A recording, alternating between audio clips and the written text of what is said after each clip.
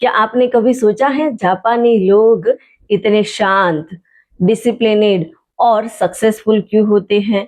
दुनिया में जापान एक ऐसा देश है जहाँ पे लोग लंबी आयु जीते हैं, मेहनती होते हैं और स्ट्रेस को भी बहुत ही बेहतरीन तरीके से हैंडल करते हैं।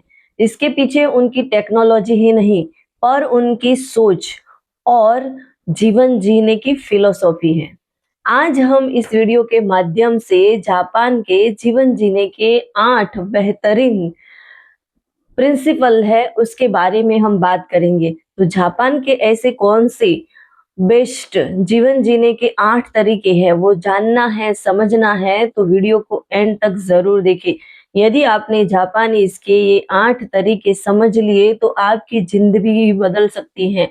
आपकी जिंदगी और जीवन जीने का नजरिया भी बदल जाएगा। तो चलिए बात करते हैं जापानी लोग इतने खुश क्यों होते हैं, इतने मेहनती क्यों होते हैं और इतने स्ट्रेस फ्री क्यों रहते हैं। इसके पीछे का राज है ए 8 फॉर्मूला और उसमें से नंबर 1 फॉर्मूला है काइजेन, यानी कि छोटे छोटे सुधार का नियम। हर दिन थोड़ा थोड़ा करके शुरुआत करो, हर दिन अपने आप को थोड़ा इम्प्रूवमेंट करो। जापानी लोगों का मानना है बदलाव एक दिन में नहीं होता, उसके लिए छोटे छोटे डेली इम्प्रूवमेंट्स लाने पड़ते हैं। यानी कि उनका ये कहना है कि हर रोज कुछ नया करना शुरू करो और उसको कंटिन्यू करते जाओ, यानी कि आप उसको कंसिस्टेंसी करना सीखो। आज किया कल छोड़ दिया ऐसा नहीं, पर हर दिन उसके अंदर इम्प्रूवमेंट करते जाओ। तो आगे जाके मतलब नेक्स्ट जब वो एंड होने वाला होगा तब आपके लाइफ में बहुत बड़ा बदलाव आएगा। अगर आप दिन में थोड़ा पढ़ेंगे, थोड़ा एक्सरसाइज करेंगे या तो थोड़ा सीखेंगे तो 1 साल में आपकी लाइफ में बहुत तरीके के बदलाव आ सकते हैं। जैसे कि आपको सुबह में जल्दी उठना है, आप ऐसा सोच रहे हैं कि मुझे 5 बजे उठना है, तो एक दिन में 5 बजे नहीं उठ सकते आप। आपको ऐसा गोल सेट करना है कि कल मैं जितने टाइम पे उठता हूँ उससे 15 मिनट पहले उठूंगा। इस तरीके से आप हर रोज उसमें थोड़ा चेंज करते करते एक दिन ऐसा आएगा कि 5 बजे उठना स्टार्ट कर दोगे और वो आपकी लाइफ का एक हिस्सा बन जाएगा। हर रोज आप 5 बजे उठना स्टार्ट कर देंगे, यानी कि आपका वो जो आपने चेंजेस लाया है, स्मॉल चेंजेस एक बड़ा इफेक्ट आपके ऊपर डालेगा और उसके बाद आप डिसिप्लिन हो जाओगे, पता भी नहीं चलेगा कि लाइफ के साथ कैसे घुल मिल गया है। और दूसरी चीज, दूसरा उनका फॉर्मूला ये है इकिगाई, यानी कि जीने का कारण। आप क्यों जी रहे हैं, आपको इस दुनिया में क्या करना है, उसके पीछे का रीजन आपको पता होना चाहिए। आप जो भी काम कर रहे हैं वो काम क्यों कर रहे हैं, वो करने से आपको क्या मिलेगा, वो करेंगे तो क्या आपको पैसे मिलेंगे। यानी कि चारे चीज एक ही जगह पे आपको मिल जाती हैं तो उसको इकिगाई बोलते हैं, यानी कि जीवन जीने का उद्देश्य। वहां के हर एक लोगों को अपना जीवन जीने का उद्देश्य फिक्स होता है। वो क्यों जीना चाहते हैं और क्या करना चाहते हैं, उनका मकसद क्या है वो उनको पता होता है। जापान में लोग नौकरी को सिर्फ काम नहीं मानते हैं, वो उनको अपना पर्पस मानते हैं। उनके पीछे का जो पर्पस है वो ढूंढ लेते हैं और जब आपको अपना इकिगाई मिल जाता है, यानी कि आपको क्यों करना है ये आपको मिल जाता है, तो कोई भी काम बोझ नहीं लगता और आपको खुशी मिलती है, कुछ भी काम करने में आपको मजा आता है। यानी कि जापान के जो लोग होते हैं उनका कुछ न कुछ मकसद होता है, यानी कि उन्होंने अपना इकिगाई ढूंढ लिया होता है। यदि हमें भी आगे बढ़ना है तो हम भी अपना इकिगाई चुन लेंगे, हमारा मकसद हमें मिल जाएगा तो सुबह उठने के लिए हमें किसी को उठाना नहीं पड़ेगा, अलार्म नहीं लगाना पड़ेगा। अपने आप हमें सुबह उठने के लिए मोटिवेशन मतलब अपने आप मोटिवेशन मिलेगा। हम ऑटोमेटिकली, हमारा व्हाई क्लियर होगा तो हम ऑटोमेटिकली सुबह में उठेंगे और उसके लिए जो भी काम करना है वो ऑटोमेटिकली डिसिप्लिनेड मोड में चले जाएंगे और होते जाएंगे। तो हर जापानी लोगों की तरह हमें भी हमारा इकिगाई ढूंढना बहुत जरूरी है। और तीसरी, जापानीज लोगों की आदत जीवन जीने का उनका तीसरा तरीका ये है वाबासाबी, यानी कि अपूर्णता की सुंदरता। वहां पे कोई ऐसे लोग नहीं है कि जो पूर्णता, उनके पास सब कुछ है, सब कुछ उन्होंने हासिल कर लिया है, उनके अंदर सब क्वालिटी है, उसके लिए पीछे नहीं भागते हैं। और अपूर्णता को वो सुंदरता मानते हैं। ऐसा नहीं सोचते हैं कि हमारे पास में ये चीजें नहीं है तो हम सुंदर नहीं है, पर वो उसको एक्सेप्ट कर लेते हैं। परफेक्ट होना वो जरूरी नहीं समझते हैं, और जिंदगी में हर चीज को परफेक्ट नहीं होती, लेकिन उसी अपूर्णता में हमें क्या सुंदर दिखता है वो चीज बहुत ही मायने रखती है। और इस फिलोसॉफी में इंसान कंपैरिजन और स्ट्रेस से दूर रहता है, क्योंकि आज हम देख रहे हैं कि ज्यादातर लोग हर किसी के साथ कंपैरिजन करते हैं। उसका घर ऐसा है, उसकी लाइफस्टाइल ऐसी है, वो तो बहुत जल्दी अमीर हो गया, उसको बहुत जल्दी सक्सेसफुल मिल गई, मैं अभी क्या कर रहा हूँ, मेरे बच्चे उसके बच्चों से तो बहुत कम जल्दी से पढ़ नहीं रहे हैं, उसके बच्चों से कम होशियार हैं। इस तरीके की बहुत सारी बातें यानी कि होती रहती है, यानी कि हम कंपैरिजन करते हैं कि हम क्यों पूर्ण नहीं है, वो पूर्ण है तो हम क्यों पूर्ण नहीं है। पर वो लोग ऐसा नहीं सोचते हैं, वो अपूर्णता को भी सुंदरता मानते हैं, और इसकी वजह से वो स्ट्रेस से दूर रहते हैं। यदि हमें भी जापानीज लोगों की तरह सक्सेसफुल होना है तो वाबासाबी यानी कि अपूर्णता की सुंदरता को पहचानना चाहिए और उसको एक्सेप्ट करना चाहिए कि नहीं, हमारे अंदर ये चीजें नहीं है, ये क्वालिटी नहीं है, तो वो हमें इम्प्रूव करनी है, पर उसके लिए जेलसी फील नहीं करनी है। और जापानीज लोगों का जीवन जीने का चौथा जो तरीका है वो है सिक्तागा नाई। जो बदल नहीं सकते उसे स्वीकार कर लो, यानी कि सिक्तागा नाई का मतलब है जिस चीज को हम बदल नहीं सकते उस चीजें को हमें स्वीकारना चाहिए। जापानी लोग मुश्किल समय में कभी भी कंप्लेन नहीं करते, वो उसका सॉल्यूशन ढूंढने के लिए मतलब काम करते हैं, सॉल्यूशन सिचुएशन को एक्सेप्ट करते हैं और सॉल्यूशन पे फोकस करते हैं।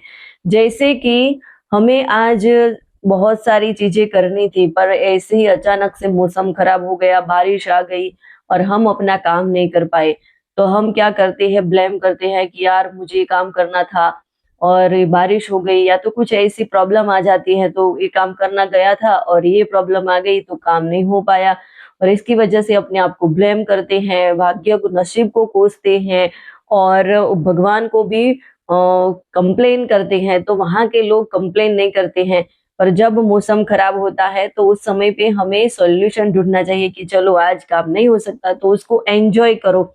इस तरीके से जापानी लोग अपना जो माइंड है, माइंड सेट बदल देते हैं और इसकी वजह से वो खुश रहते हैं। यह माइंड सेट इंसान को मेंटली स्ट्रांग बना देता है। और घामन यानी कि धैर्य और सहनशीलता, कुछ भी काम करना है तो हमें धैर्य रखना बहुत जरूरी है, साथ में हम सहन करने की शक्ति रखेंगे तो कुछ भी हासिल कर सकते हैं। जैसे कि कुछ ऐसे प्रॉब्लम्स आ गई और कुछ मतलब आपके बॉस आपके ऊपर चिल्लाए, आप सहन नहीं कर पाए और आपने कुछ उल्टा सीधा बोल दिया या तो कुछ उल्टा सीधा कदम उठा लिया, तो नुकसान तो खुद का ही होगा।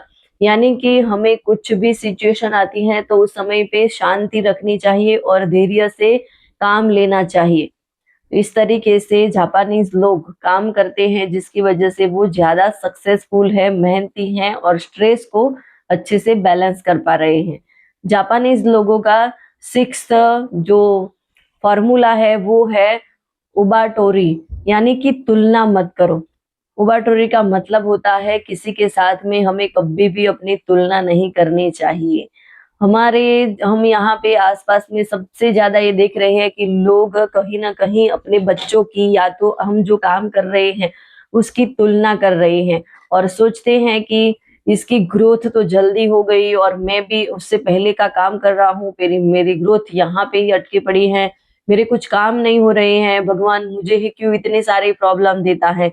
यानी कि हम किसी के साथ में अपनी कंपैरिजन कर लेते हैं कि वो इतना अच्छे से काम कर रहा है कि अभी मतलब हमारे पीछे उसने काम किया था फिर भी वो सक्सेस हो गया और मैं सक्सेसफुल नहीं हूँ, मेरा काम इतना अच्छा नहीं हो रहा है, लोग मुझे पूछते ही नहीं है। तो हर इंसान का ग्रोथ का टाइम अलग होता है और ये जापानीज लोग बहुत ही अच्छे से जानते हैं। हर फूल जो होता है उसका खिलने का समय होता है। आम पे कैरी समर सीजन में ही आती है, वो पहले से नहीं आती, वो कभी भी मॉनसून में नहीं आती, विंटर में नहीं आती, उसका सीजन पर्टिकुलर है। कोई भी फूल है, एप्पल जो है, एप्पल का ग्रोथ भी उसका टाइम होता है उसी समय पे होता है। यानी कि हर एक फूल जो है उसका सही टाइम है खिलने का। बस उसी तरीके से हर इंसान का अपना अलग जर्नी है, अपनी अलग ख्वाहिशें है, अपने अलग मोटिव है, अपनी अलग रीजंस है कि वो क्यों करना चाहते हैं।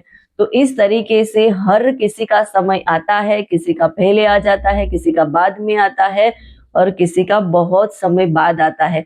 पर हर किसी का टाइम आता ज़रूर है। तो दूसरों से कंपैरिज़न करने की बजाय खुद पर फोकस करना चाहिए।